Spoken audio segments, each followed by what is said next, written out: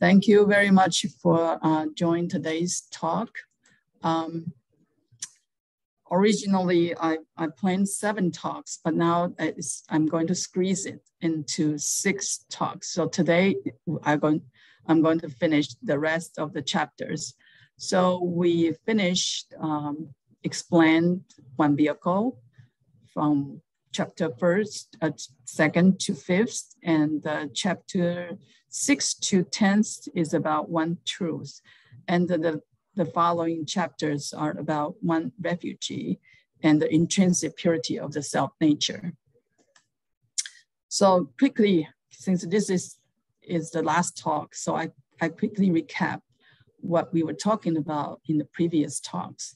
So Queen Śrīmālā, upon Buddha's request, that tried to make vows and trying to explain what the true Dharma is.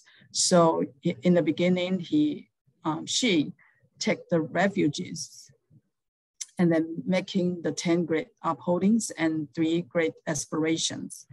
And then the action is embrace the true Dharma. And the key point is to embrace the true Dharma, the true reality. And what are the true reality? And Queen Śrīmālā spent some quiet chapters explain that actually the embracer and the true Dharma and embracing the true Dharma, the 3 wills are actually equal. They are all the same. And then next, Queen Śrīmālā explained that embracing the true Dharma is actually the Mahayana, the one vehicle. And so there are 6 index to evaluate it's Mahayana or not. And then so among the 6 index, the most important part is the Patimota and the Vinaya, the so-called precepts. So after Buddha entered into Nirvana, he told Ananda that all the disciples after that should take the precepts as our teachers. And so next, when we practice, we need to know that what kind of afflictions that we have and how to overcome it. And in this Śrīmālā Sutra, the very special and frequently cited by other, the point is the so-called abiding affliction of ignorance. So basically there are 5 kinds of abiding afflictions. And the most subtle one is this abiding affliction of ignorance that the 2 vehicles are not aware of it. So they cannot achieve the ultimate attainment because they don't know about the existence of this abiding affliction of ignorance, and let alone to, detach from it. And this is the comment, this is the main point from this Śrīmālā Sutra. And then further, there are 2 terms that are very important is that when the so-called Dhammakaya and the Tathagata Gabra, the relationship between the 2 and the differences between the 2 are that the Dhammakaya means that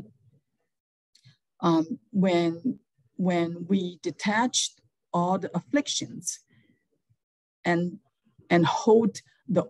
still hold the Buddha Dharma, all the virtues of the Buddha, then at that stage we call it the Dhammakaya. And when we ordinary sentient beings, we are still intertwined with afflictions, and yet we still have the nature of Tathagata. So we call it Tathagata Gabra. Okay, so these 2 terms that we need to know, what's the differences. And eventually they point to the same things, Tathagata. Tathagata. Okay, and then further, another two terms are another things are very important. Is very important. Is about the knowledge of emptiness. So oftentimes we think the emptiness is we remove all the afflictions, but in this Śrīmālā Sutra, Queen Śrīmālā points out the two aspects of the emptiness. The first aspect is the Tathagata, that is empty. So it's empty of all defilement stores, okay? And the second aspect is the Tathagata, that is not empty. So even though the vexations or the affliction defilements are removed, but the function, the virtues of the Buddha natures are still there. It's not empty.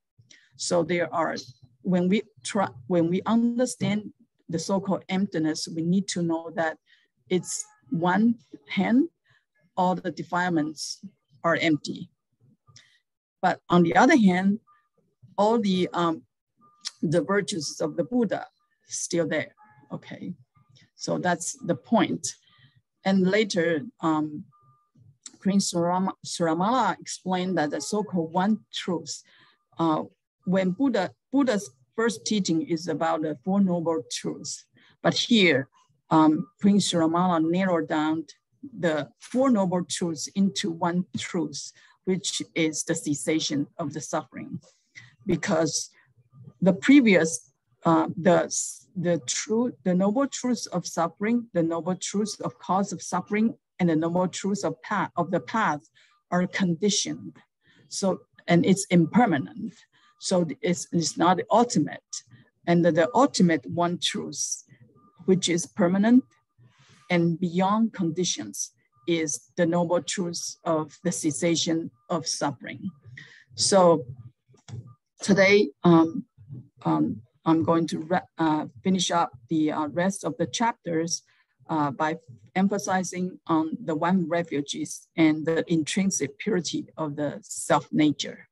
Okay, and so we know the one vehicle, which is Mahayana, and then we know the one truth, because the understanding of the truth or the reality will guide us to the ultimate attainment.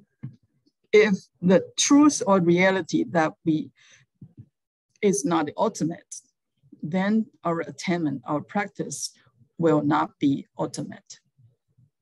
And so now Queen Śrīmālā continue about this topic by first explain what is the upside down reality. Okay. So generally speaking, we all have the so-called dualistic upside down views, okay? And it's because we have the self view, we have we have egoness, we are self-centered. So that's why we cannot see what's not self, okay? And once we have the self view, then naturally we will go either nihilistic or permanent view. Okay, so this is a dual extreme, two extremes based on the attachment of the self view. And for example, when we talk about life and death and nirvana, for all the practitioners, we want to, leave the life and death, the cycle of life and death, and we would like to go to nirvana, liberation. And it's likely that one will attach. If we still have the self view, then we will think that, when we die, when we die and things just don't exist, and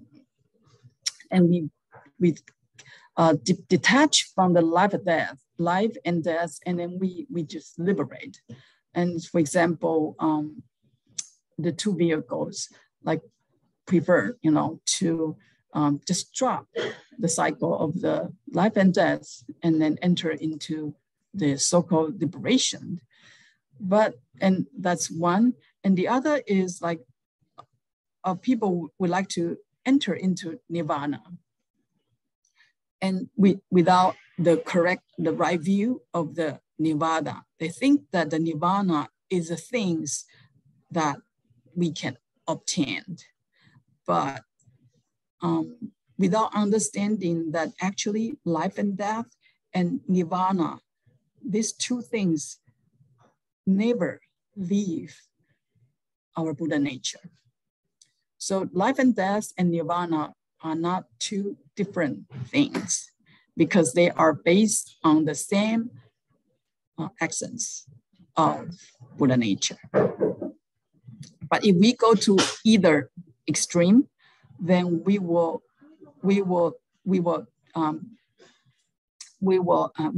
not follow the middle way and go to the extreme. And if we talk about our conditioned body and mind, that's ordinary people, then we will attach to, our body constantly change, right?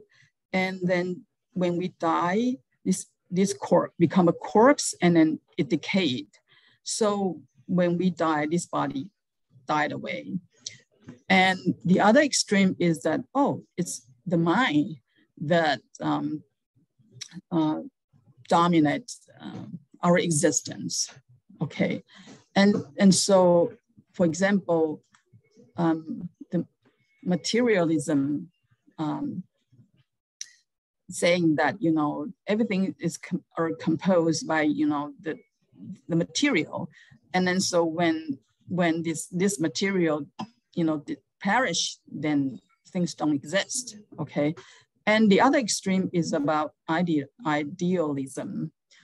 So for example, we all know that Rene Descartes say that, I think, therefore I am, right? So we need to perceive by the mind in order to know that we exist. So people will think that, this is the mind forever exists. It eventually people come up with an idea called soul. So that's also another extreme. And Śrīmālā point out that all this so-called dualistic views is upside down views. That the key point is that we have the self view. Once we have self view, we go to extreme, okay? Because you have a position. And then the other one is called the 4 upside down views. For ordinary people in this Saha world, then we have a view of the so-called permanent happiness, self, and purity. And it's upside down because what we think permanent is not permanent. For example, your wealth, your belongings, your pleasure, and even your existence is not permanent. And the so-called happiness is not happy at all. It's not happy at all because it will be gone. And the self, we think that the body and mind is the self. The concept that we think the self is not really the self, and the purity as well. So it's upside down because for the 2 vehicle practitioners, what the ordinary people think the permanent is not permanent. And what we think is happy is actually suffered. And self is no self, purity is impurity. So this is turn it upside down for the 2 vehicles practitioners. And then from the Tathagata point of view, this also is upside down. You need to turn it again, that there is a permanent there is a true permanent thing, is Tathagata Gabra, and there is a true happiness, and there is a true self, and it's pure. Okay, that's our Tathagata Gabra. Okay, so it's like turn it twice. And so in this sutra, the Śrīmālā trying to point out this upside down view, and yet she also mentioned that even though we sentient beings have this upside down view about the permanence, happiness, selves, and purity in the wrong way, but we need to have faith in the Tathagata and to believe that the permanence, the pleasure, self, and purity of the Tata, of the Dhammakaya, of the Tathagata. Okay, so we need to have the belief in this. Here, it's called the paramita, or the perfection of the permanence, and the paramita of pleasure, and the paramita of self, and the paramita of purity. And then that's the correct view, okay, to understand how these four upside down views turn twice. And eventually, still, we still have the right view about the permanence and the happiness, the self, and the purity. Okay. And so here,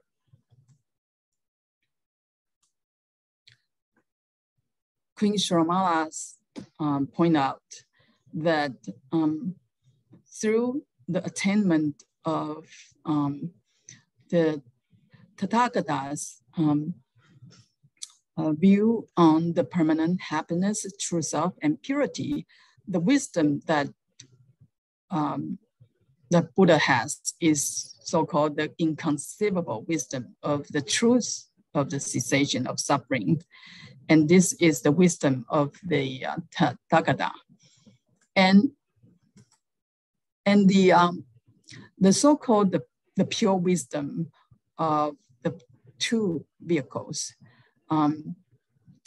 Through practice, they finally realize the so-called impermanent, suffering, the no self, and the impurity. This kind of realization is the knowledge, the pure knowledge, the pure wisdom that the two vehicles achieved. But here, this pure wisdom is not the inconceivable wisdom of the truth of cessation. So the two vehicles need to move forward to get to the wisdom of the Tathagata. And then for ordinary people, okay, Buddha introduced the wisdom of the four reliance for us to follow, because we are too far away from the wisdom of the Tathagata. So we need a guidance for our practice in order to keep on the right track. So this is the four reliances are for the beginners in the three vehicles. And what are the wisdom of the four reliance? Okay, and since this is for us, ordinary people, so I would like to emphasize a little bit on these four reliances. The first is reliance on the Dharma, and not reliance on a person, who speaks. For example, I'm speaking here.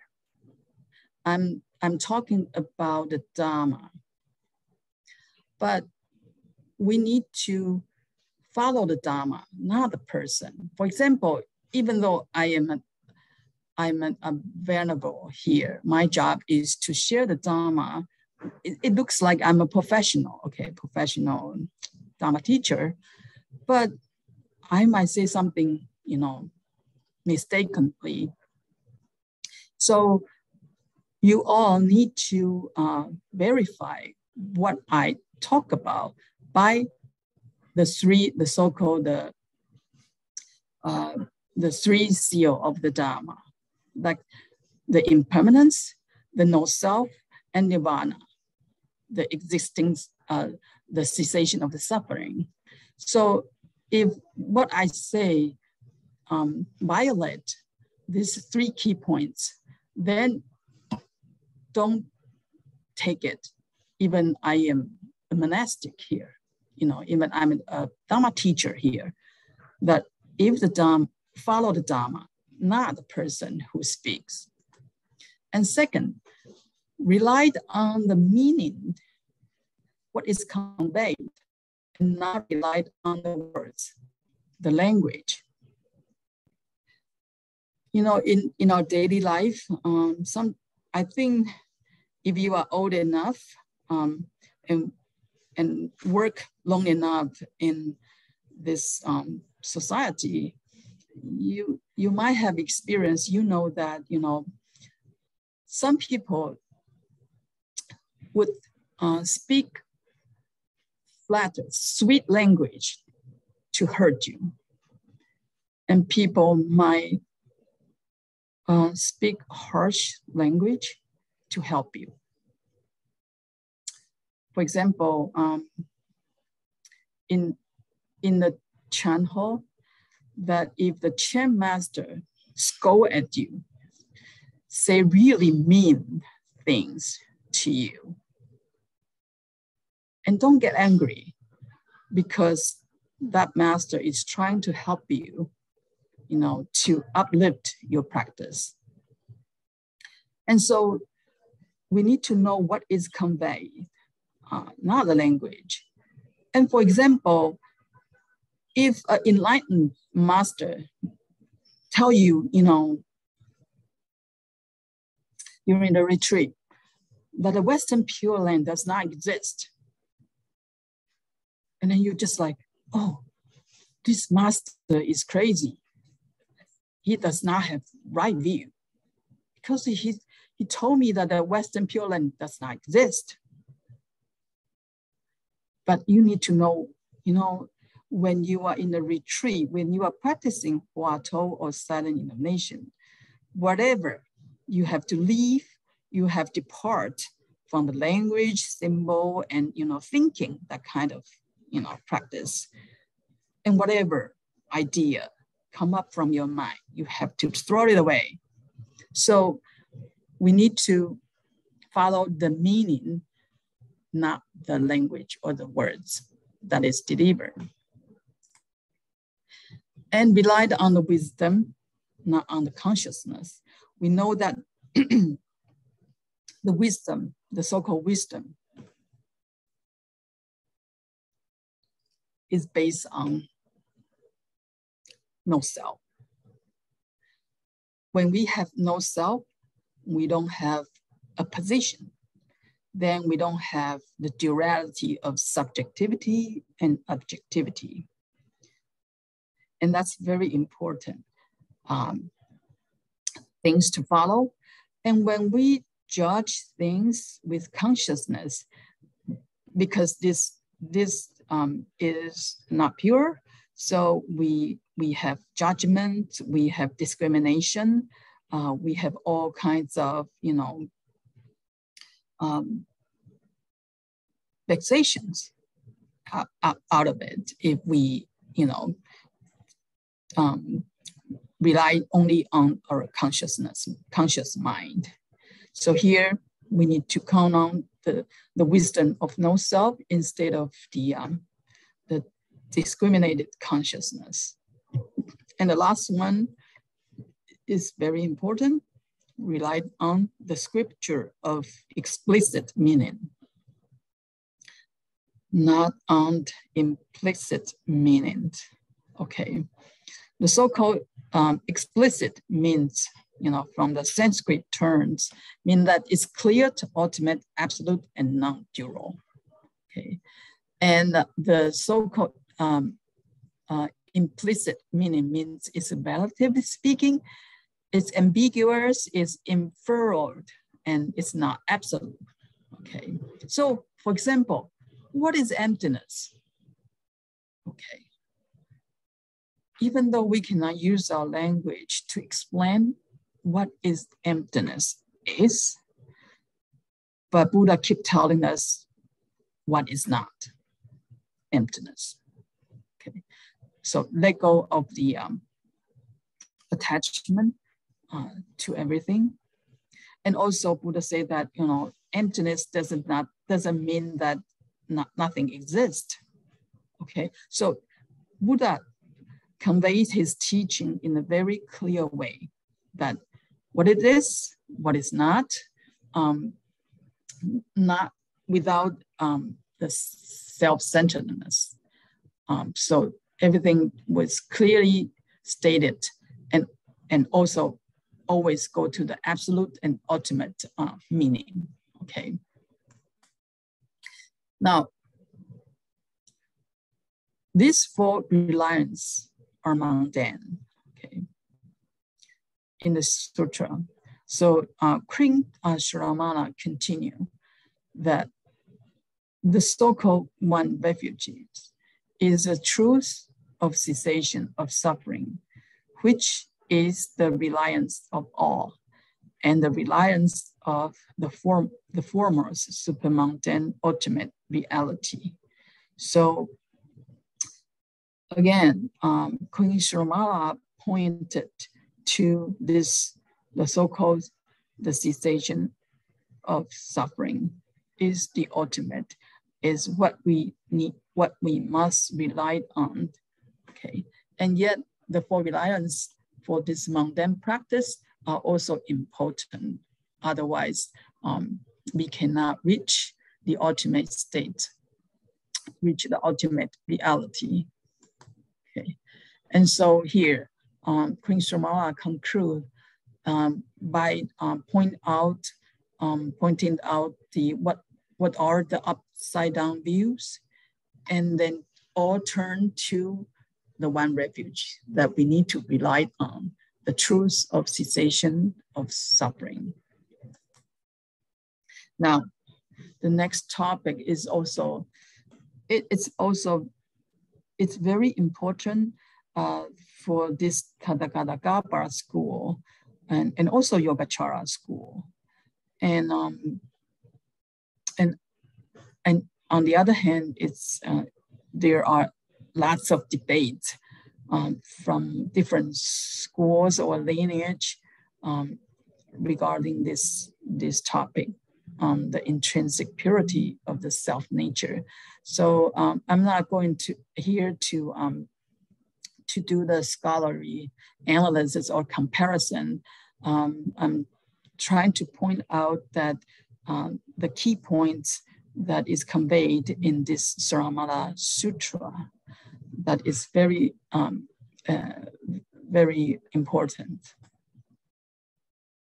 Okay, so here the King Śrīmālā goes like, Lord, the cyclic life and death relies on the Tathagata. We hear this all the time. Because of the Tathagata, which is everlasting, there is no beginning for cyclic life and death. Okay. Just like the dream, you know, we have a dream in the night, but in the dream, I don't know you, but me, when I had a dream, you know, I just think that the dream is real, but I never ask, you know, why, you know, in my dream, I never ask myself that when does this started, you know, where is the origin of my existence? Why I exist, you know, and what is the origin of the life? And you wake up, you just wake up, oh, this is a dream, and don't bother. Never mind, you know, to ask what is the origin of the dream, right? So, but here, King Śrīmālā point out that, okay, there is no beginning for cyclic life and death. The same thing, you know, life and death are illusory. we talk about that the so-called discontinuous life and death. It's peace, fragmented life and death that continue our existence. And Prince Śrīmālā says that based on the Tathagata, the explanation of cyclically flow of life and death becomes reasonable. Why is that? Okay, this life, we come to life, live, and we die. And next life, live, birth and die, birth and die, birth and death. Okay, birth and death. And what continue this life and death? We know that after we die, we are not just totally disappear. There is something that we carry on to our next life. And something we carry on life after life. And what is that? What is that? And here, Prince Śrīmālā says that it's our Tathagata Gabra that can carry on life after life, even though it's not pure, it's still with the defilements, but this continue life after life. And so here, life and death here, Prince Śrīmālā emphasizes more on the death. So life and death are Tathagata Gabra. So Prince Śrīmālā says that, Lord, the so-called life and death means all the sensual organs are dead. When we die, the body is dead. The 6 sensual organs no more functioning. And no more consecutive perceptions derived from these sensual organs. And now we get the message that when we are alive, our 6 organs perceive the signals from outside or inside. Okay, this perception is momentary and it's consecutive. One thought, one thought, one thought, one by one, one by one. Every thoughts are not related to each other, but we think they are related to each other. That's the problem. And Lord, the essence of these 2 dharma of life and death belongs to the Tathagata Gabra. The essence, because when the life and death, before we were reborn and after we die, and in between, there is still the essence of the true nature that still exists. And here, Prince Śrīmālā talked about that is the Tathagata Gabra. Okay, so even though, and this Tathagata Gabra is still with us, even between life and death. During our life, from the moment we are born to the moment we are dead, the Tathagata Gabra never leaves us. Even though we are not born, after we die, Tathagata Gabra is always with us. So the Tathagata Gabra is always there, okay? And here it's related to what Queen Śrīmālā talked about, the 2 aspects of the emptiness. One, here is the one that the Tathagata Gabra that is empty, okay? Even though you remove all your defilements, Tathagata Gabra is still there. And the second comment is that life and death rely on Tathagata Gabra. Here it's more emphasis on the reborn, the rebirth. So here we go. Lord, conventionally speaking, there are life and death. Death is the loss of the sensual organs. Life is the renewal of the sensual organs. Yet, it doesn't mean that the Tathagata also has life and death. When we reborn, when we dead, we previously talked about that the Tathagata is always with us, but that doesn't mean that the Tathagata also has life and death, because Tathagata is not a conditional phenomenon, yet it is everlasting without changes. So therefore, the Tathagata is the reliance, the holders. I'm sorry, the translation. Let's get to here. Therefore, the Tathagata is the basis, the support, and the establishing of all dharmas. So here, we need to point out very important, I think Venerable Guoguang mentioned about that too. The so-called conditional arising and the dependent origination are two different things. So here, Tathagata does not give birth to anything. Its function is a base. Like during our life and death in this samsara, the seeds throwing in the Tathagata, and it's seeds that is growing. So Tathagata is the basis that hold, it is the foundation, to nurture the seeds, to support the seeds, and to establish the seeds, help the seeds to become everything. So it's not like the Tathagata has the seed that give birth to anything. Okay, it's the holder, it's the supporter. So here it talk about the Tathagata that is not empty. Okay, it can hold all the dharmas. It has the accents. It has the foundations to hold all the dharmas.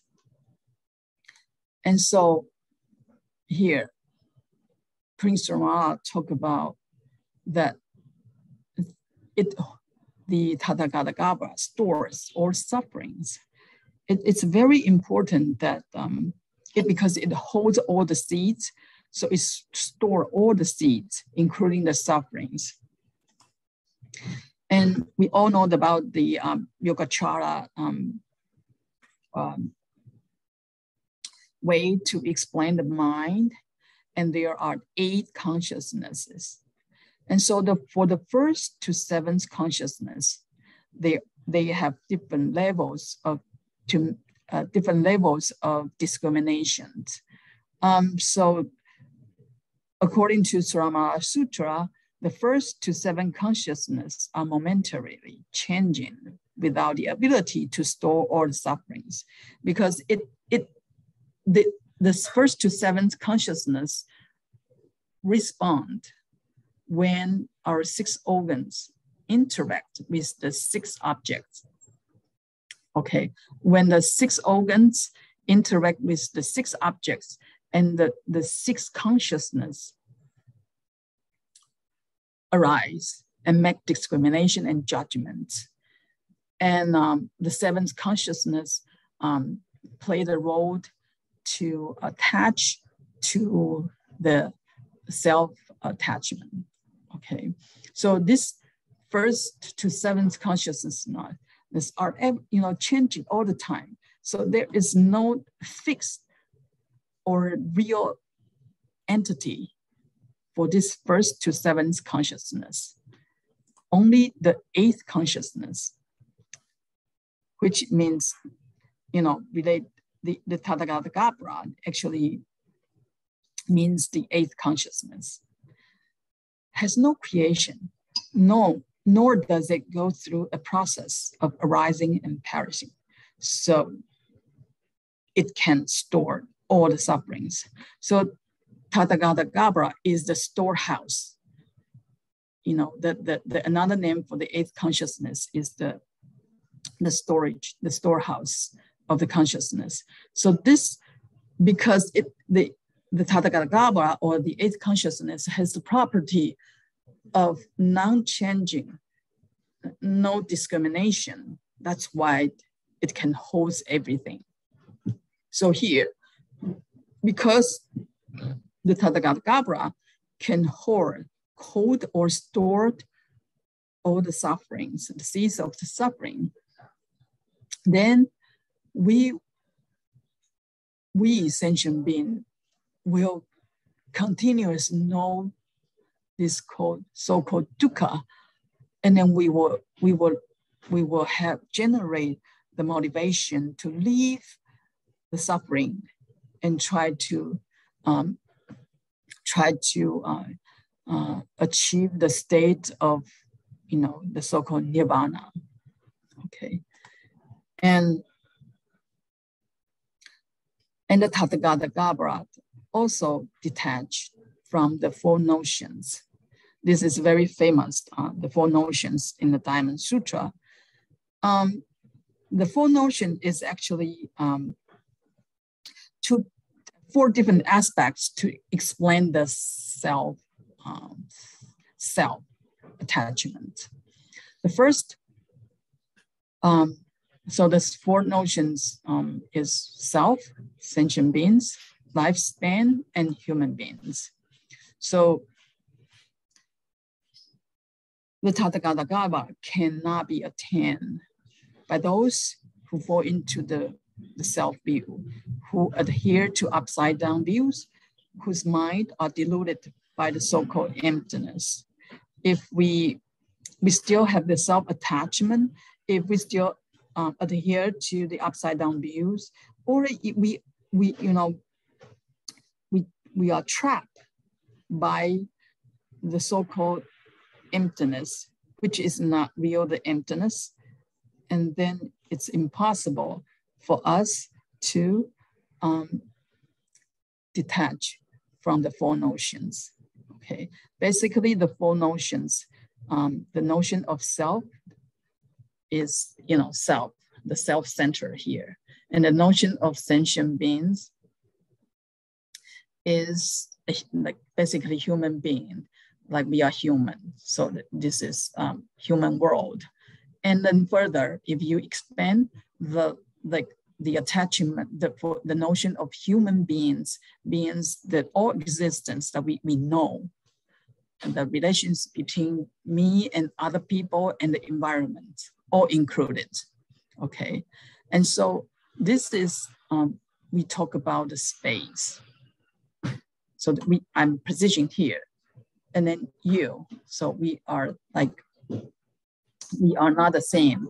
And then the notion of human beings is just me and you and others and in all the environments. And the fourth one is the notion of lifespan. So it's talking about time. So these four notions mainly point to the notion of time and space. So once we have these four notions, it's impossible for us to achieve the state of Tathagata. And so there are many different names for the Tathagata Garbha.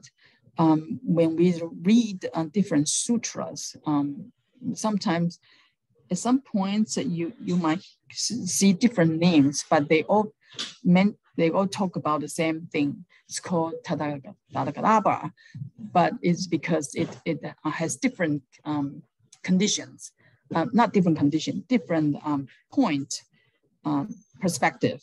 That's why the different names are used. First is the Tathagata Garbha is also the Garbha of the Dharma Dhatu. The Dharma Dhatu is the realm of the Dharma, is actually all existence from past, present, and future. That is the name, and also it is the Garbha of the Dharmakaya. The Dharmakaya is when we remove all the defilements, and that's our final state. And it's also called this name here. What it means is transcendental supramundane Dharma. And the other name also, it's hard to pronounce, but it means the intrinsic purity of the self nature. Okay, from the name, you will know that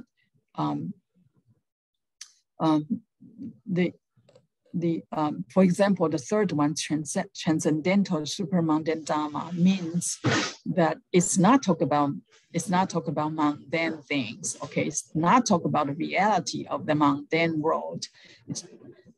This is pointed to the transcendental supermundane Dharma. And how about the last one, the intrinsic purity of the self nature? Queen Śrīmālā further explained, this is very important. She says that, Lord, it is inconceivable that this intrinsic nature, everlasting without change, of the Tathagata Garbha is pure, and yet at the same time got defiled by visiting, mean come and go afflictions and its subordinate afflictions. And why is that? Because the wholesome conscious mind, being momentary, cannot be defiled by afflictions. The same applies to the unwholesome mind. For example, when my mind is in the wholesome stage, and it's impossible that I have affliction at the same time, right? Because I'm compassionate right now, so hatred does not exist, and vice versa. And so here, this wholesome mind state cannot be defiled by afflictions. And since neither do affliction touch the conscious mind, nor does the conscious mind touch afflictions, in that case, how does conscious mind get defiled without touching by the Dharma, affliction Dharma? Okay, so here, Queen Śrīmālā trying to point out that even though we have vexations, our Buddha nature is pure and never got defiled. It's pure. But at the same time,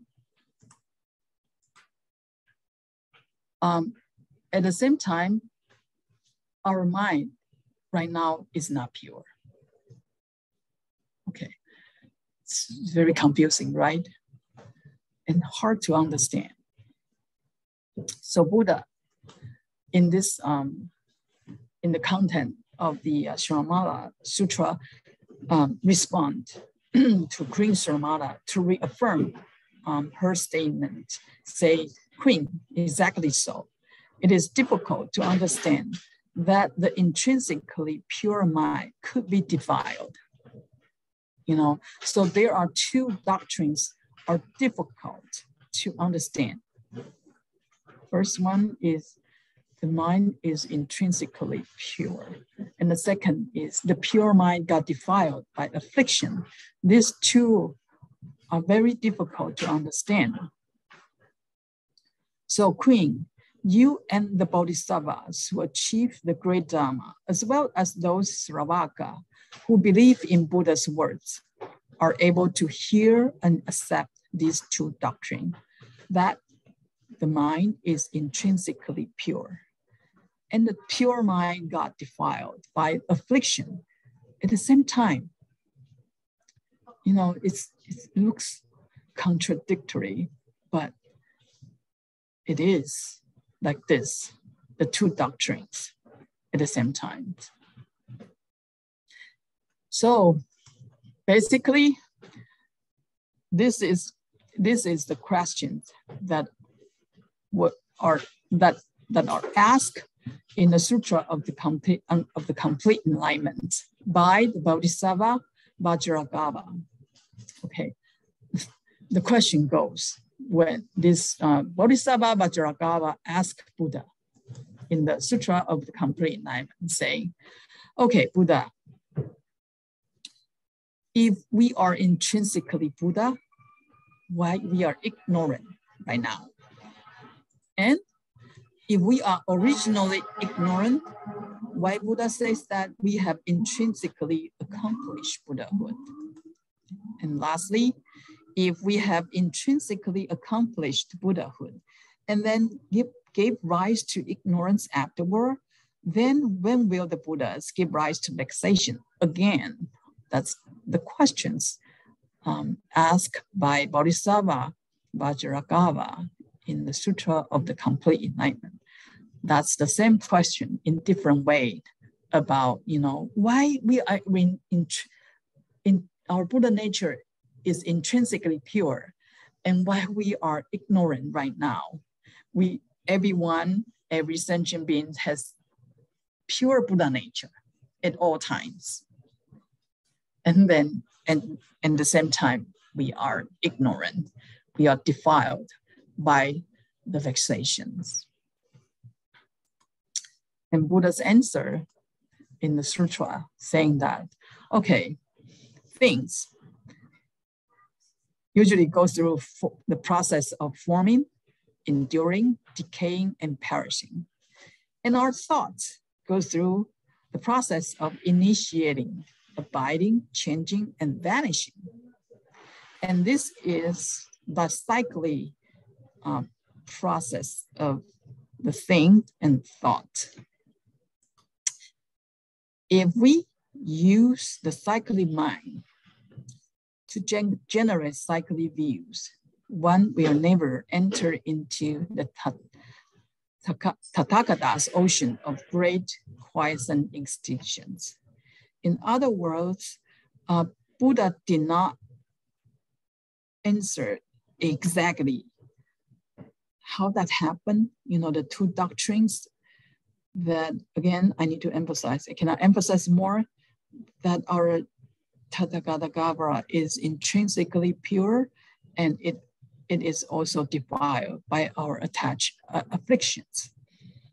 And we have, then we will question about, how that happened, and then, and the most important part is if we have the cyclic views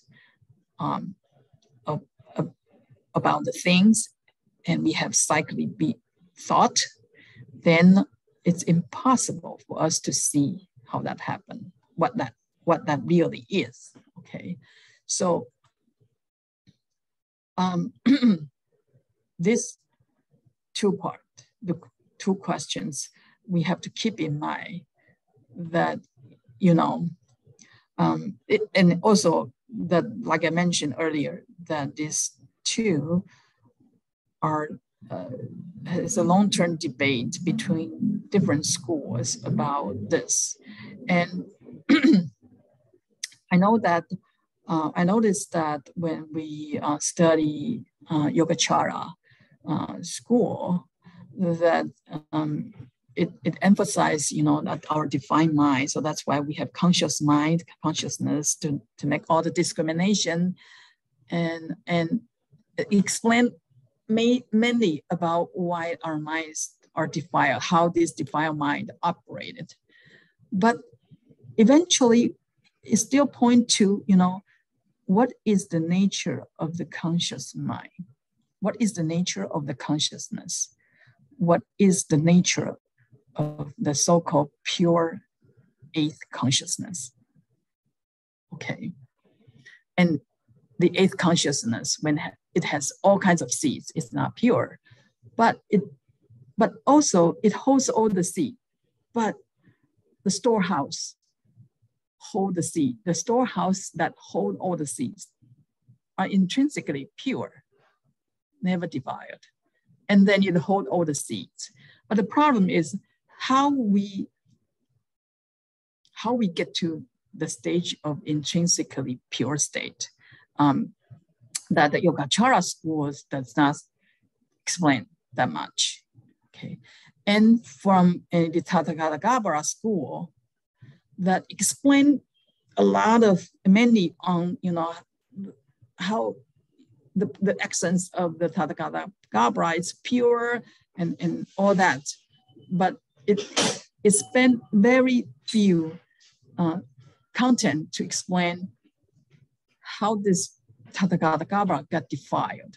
So there is a difficulty because these two schools are trying to explain the Dharma, but they automatically, finally they will reach a point to explain these two doctrines that altogether. And it's very difficult to explain and to understand, okay? So that's why all kinds of questions regarding this will arise. But then Queen Śrīmālā tried to conclude that, it's hard to understand. It's, we need to practice and, how to practice to directly realize these two doctrines all together. And here, Buddha says that those my disciples who follow this faith, have the faith in these two doctrines. That seems contradictory. And then make progress. This is a fact. After gaining the knowledge of faith, they can practice the so-called following the wisdom of the Dharma to achieve the ultimate. And so quickly, I will point out that the so-called 5 expedient contemplation can be a separate talk, but I do not have time.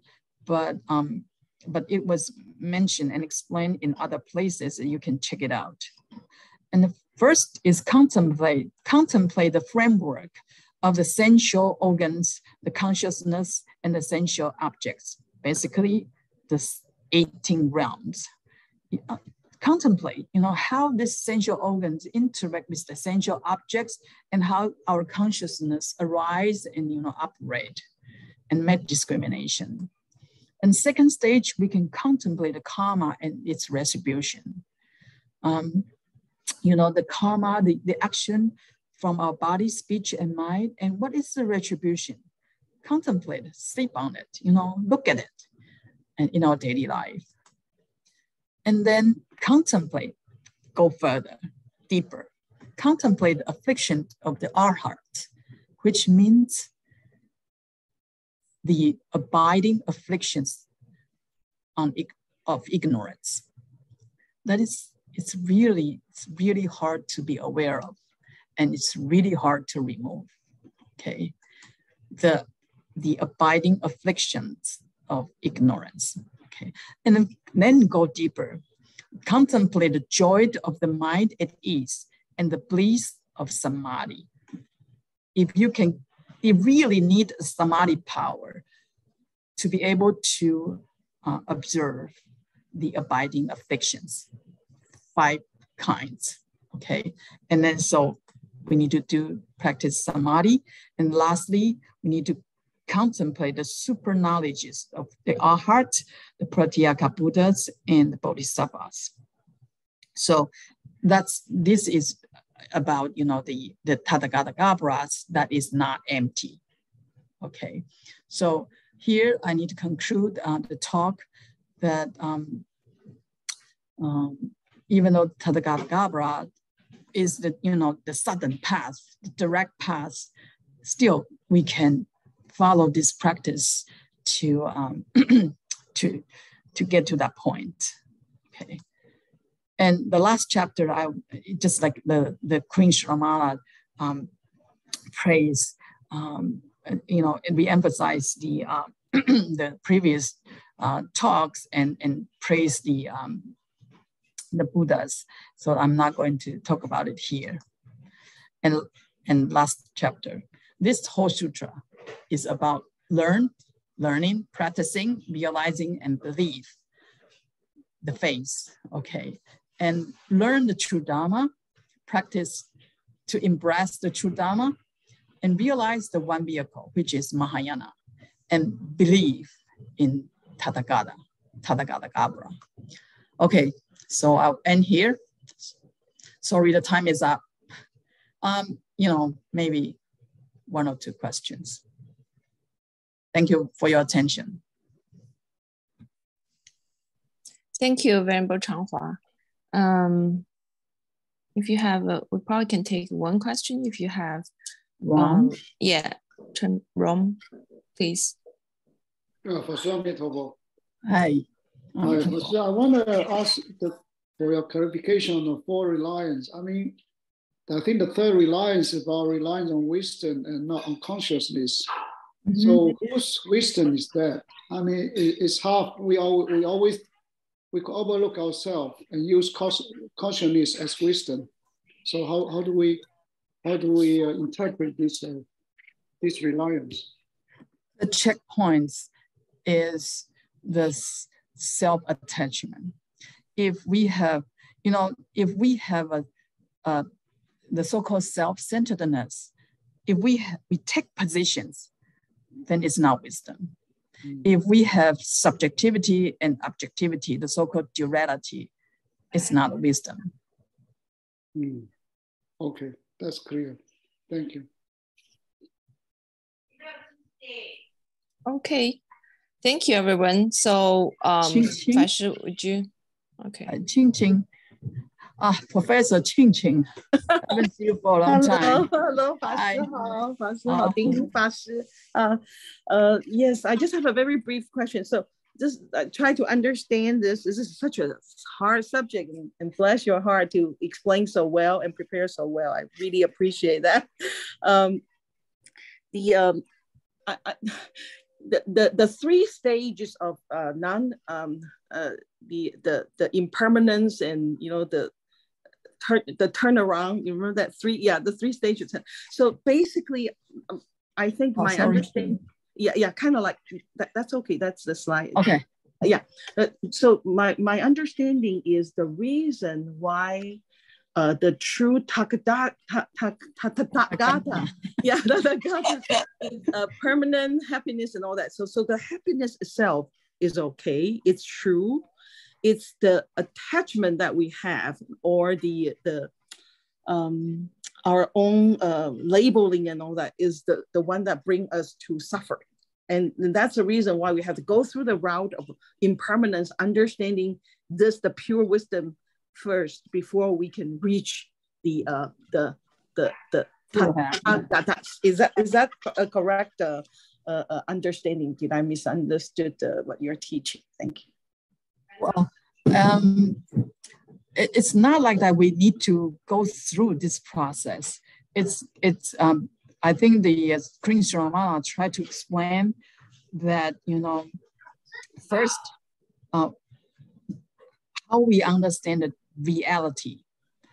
For example, from mundane world, the reality, if we only understand mundane reality, mundane Dharma, then the permanent happiness, self, and purity it's true, you know. And but if we have the knowledge about the supramundane and the reality about the Four Noble Truths, we will naturally find that things is impermanent through practice. Okay, and things are, the so-called suffering is called dukkha. And we will automatically find that there is no true self. And that kind of knowledge is called the pure wisdom. But that wisdom developed through the knowledge, the the understanding of the reality at only certain level, not ultimate yet. Mm-hmm. Okay, so for example, the two vehicles, they cannot see Tathagata Garbha. They cannot really know the happiness of nirvana. Mm-hmm. No, they cannot see the true self, and then they cannot see the purity of the true self. So all because the so-called the true Dharma. What level of the true Dharma that we understand, and what kind of wisdom we cultivate corresponding to the Dharma we understand, and to reach the level of the so-called permanent happiness, self, and purity. Got it. Okay. Thank you very much. Thank you, Fashi. Thank you for your question. Yeah. And thank you all. And then next December, we will have Harry and Peter Lin, Harry Miller, and Rebecca. Very good. 3 Dharma teachers will give talks. So hope that you will listen to the talks. And thank you for your time. Yep. All right. And in the chat room, Lydia also posted the team meditation CMC in person this afternoon at 2 to 3:30 p.m. If you have time, everyone's welcome to join. And next year, from February, we will open our Sunday Dharma talk in person and online, and then we will have some program after that. So you are welcome to come back to the temple. Thank you.